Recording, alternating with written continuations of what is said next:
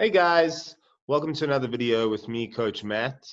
Today we're going to be exploring the possibilities of a rook pawn with the wrong color bishop for the promotion square. This is a very interesting position that has caught a lot of people off guard and a lot of unwanted results throughout the course of chess playing careers.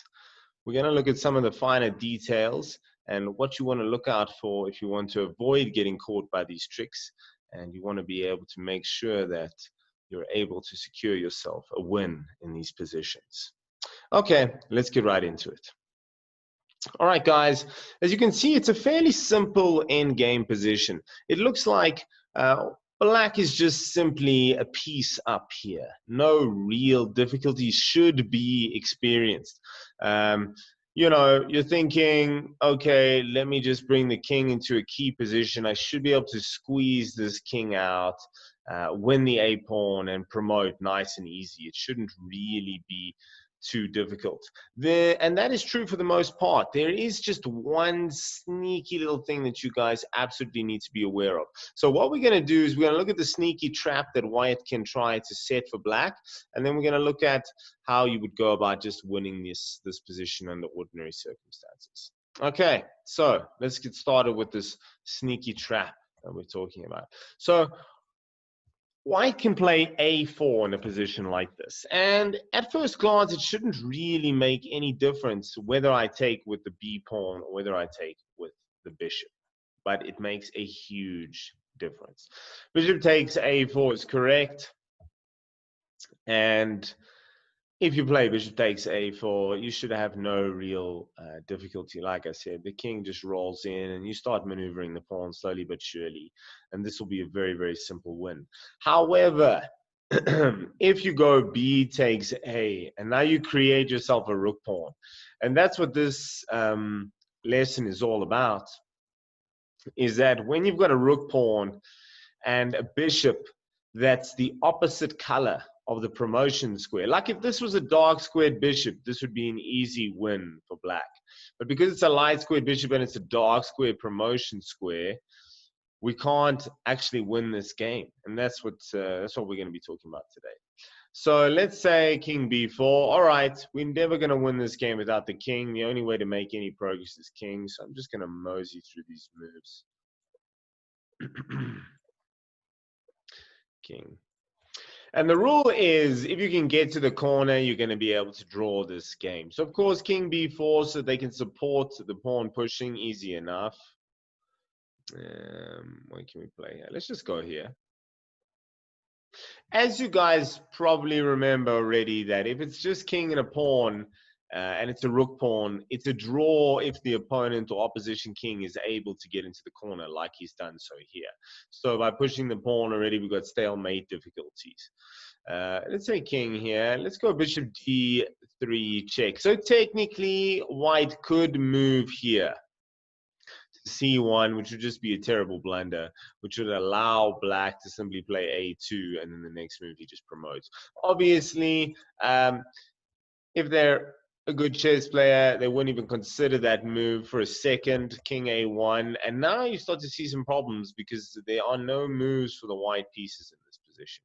He's sort of in a stalemate situation. So what you need to do is you need to unblock this square. So you kind of need to move king here, and this is the repetitive pattern that we start to see, because you can move, but then and all that the defender has to do is simply occupy these corner squares. So king a1, king b1, king a1, king b1. It's just that simple. That's all they have to do.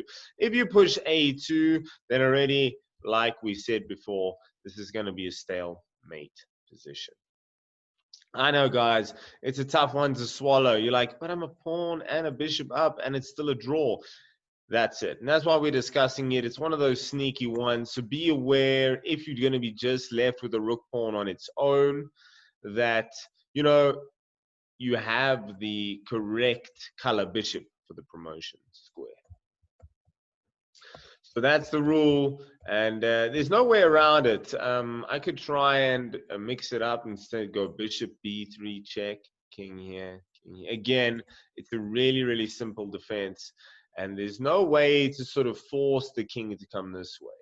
If you go here, here, there's many ways you can stalemate them, but of course that doesn't really allow us to make any progress. So a2, king here, king d3. You could hope that they're going to take your bishop, then you can promote. But of course, again, a good chess player wouldn't even consider that. Just simply returns to a1. If you approach the king, then it's stalemate. So this position is drawn, and this is a drawn situation. So heading back to our original diagram, our original position, this is the spot where white played a4. And now we're talking, we understand the massive difference that it makes whether you go pawn takes or bishop takes. So now we're going to examine the correct way to go about this and how it just makes a huge, huge difference. So bishop takes, and we'll follow our advice. We'll simply now need to activate our king to support this b4 square, and then we'll just march our pawn up the board nice and easy. Let's go. So king b4, let's go king here. He's going to try and make it difficult for us. It hasn't really helped. He's going here. I'm going here. Yeah. Just be careful not to stalemate. Always have to make sure that there's at least one square open. King c3, king a2. Now I can start to march. Yeah. It looks like I can probably play b3 here. I just want to make sure, look, you're in no real danger. Remember, correct endgame principles tells us to keep the king in front of the pawn. But when you have an extra piece, you can sort of get away with just doing this. See, normally b2, king b1, and now if this bishop were to vanish, this position would be drawn because I'd be forced to play king b3, which would be stalemate. But hey, I've got a bishop here, so bishop c2 check. This king must move. I queen. And voila, we have a mate. Voila, we have a mate. That is that, guys. So we can see the huge difference that it's going to make to try and avoid having a rook pawn, especially in a situation where the bishop is the wrong color for the promotion square. In general, guys, when you're left with just one pawn, you should be very cautious about using or having rook pawns. Often we see that the rook pawns have a tendency of being drawn, and it just seems to be easier for them to defend. However, a passed pawn that's a rook pawn is very useful because often it's excellent at distracting the king so that you can create other passed pawns or infiltrate their position.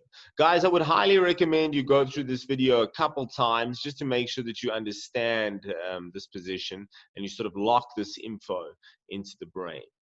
I hope you guys enjoyed this video. Keep practicing hard, and until next time, goodbye.